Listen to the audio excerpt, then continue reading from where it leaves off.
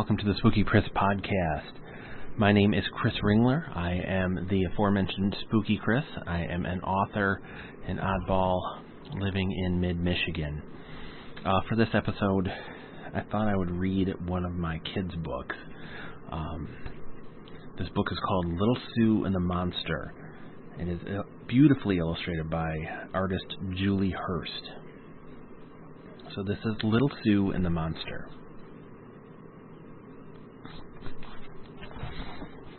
Little Sue was a little girl with a very big imagination, an imagination that was much, much bigger than her.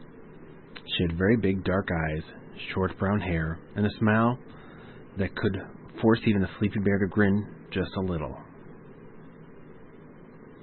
Little Sue didn't like to wear dresses. She didn't play with dolls, and she didn't wear makeup. Yuck.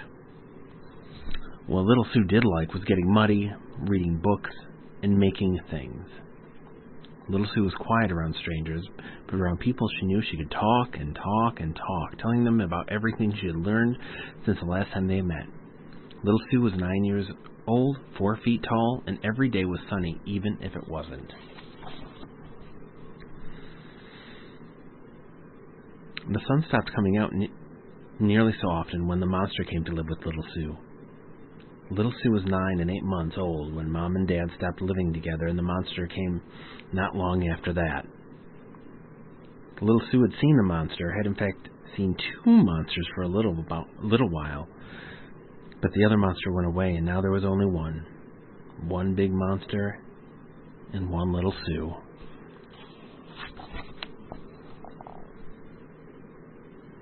Little Sue missed seeing her dad all the time. Missed the smell of his aftershave, missed how he'd let her sit on his lap and cut the grass with him, and missed giving him butterfly kisses before bed every night. She still spent time with Dad on weekends, just not nearly as often anymore. At first he took her to the zoo, took her to the park, to the mall, and to a lot of other places, but now he would just pick her up and they'd go back to his apartment and watch a movie, or play a game, or talk. He liked to hear about what she was doing in school and wanted to see any science experiments she had done or things she had built. She missed seeing him every day, but loved to see her dad on the weekends and would always come home with a smile and stories to tell her mom, but would never find her. Little Sue would look and look for her mom, but was never able to find her. Instead, she found the monster, hulking at the door and glaring at her dad. Little Sue didn't like the monster and didn't like to see it. It scared her. The monster didn't hurt her, but it was loud and angry and mean and said awful things about her dad.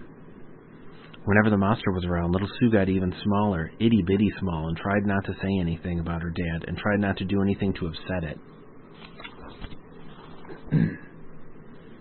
The monster would rumble through the house every weekend from Friday morning until late Sunday night, and then when Little Sue woke up on Monday, Mom would be back and would be there to get her out of bed, to make breakfast for her, and to make sure she got on the bus and was there to take her to Grammy's after school. Mom didn't like science or building things or bugs or even monster movies. Mom loved puzzles and reading and drawing and sewing, but most of all she loved Little Sue. During the week, Mom and Little Sue would work on school projects and watch TV, and if the weather was nice, they'd go out into the backyard and paint. Every Thursday night, though, Little Sue went to bed knowing that when she woke up, her mom would be gone, and in her place would be the monster. Little Sue didn't like Fridays, but she loved the weekends and loved the weekdays. It was just that time spent around the monster that she didn't like. Even when she called home to speak to her mom to let her know how her weekend was going, Mom wouldn't answer. The monster would. So she kept the calls very brief and very simple. I'm okay.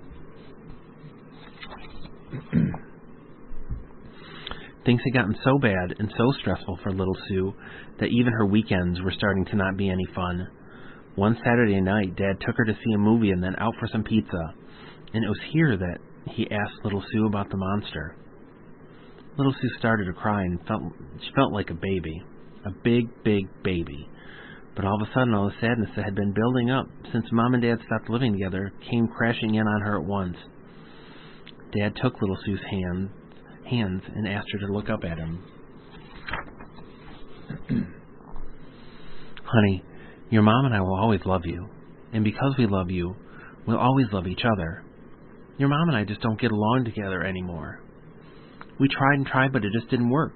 I'm so sorry for that, honey, and I know your mom is sorry, too. I know you don't like it when the monster comes out, but the monster comes because it's sad that you're not around for the weekend. Did you notice that? That the monster only comes on the weekends? I bet if you made the monster something and took it back and gave it a hug and told them how much you missed them, you might start to realize that the monster isn't really so scary after all. It's just sad.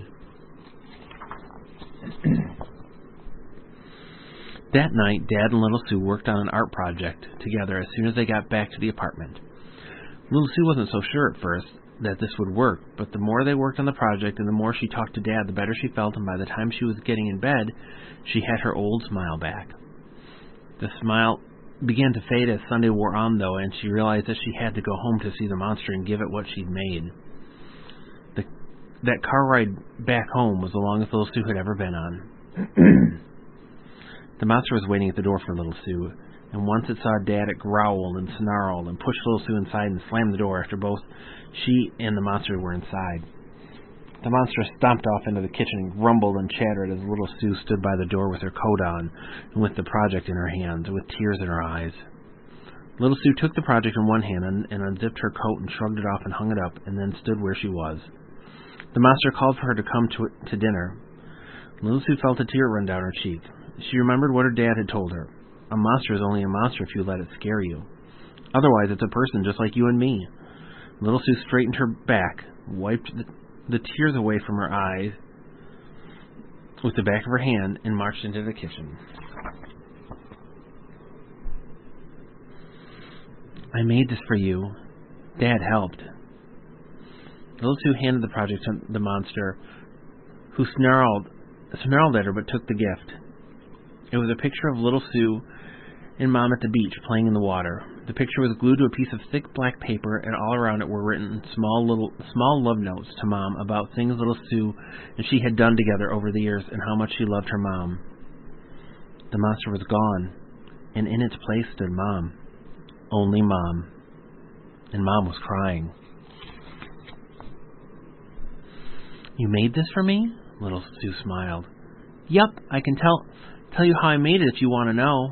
I'd like that, and I mean, if you'd like, you can tell me about your weekend and I can tell you about mine.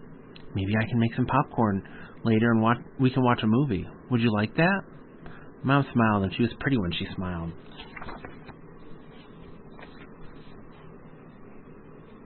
And that is Little Sue and the Monster. Written by me, Chris Ringler, and illustrated by Julie Hurst. If you liked it, you can find it on Amazon or in my haunted bookstore at spookychris.com, and I have a handful of other kids' books and a fantasy trilogy that is kind of for all ages. I hope you're well, dear listener, and I will catch you soon. This is Spooky Chris from spookychris.com. Take care.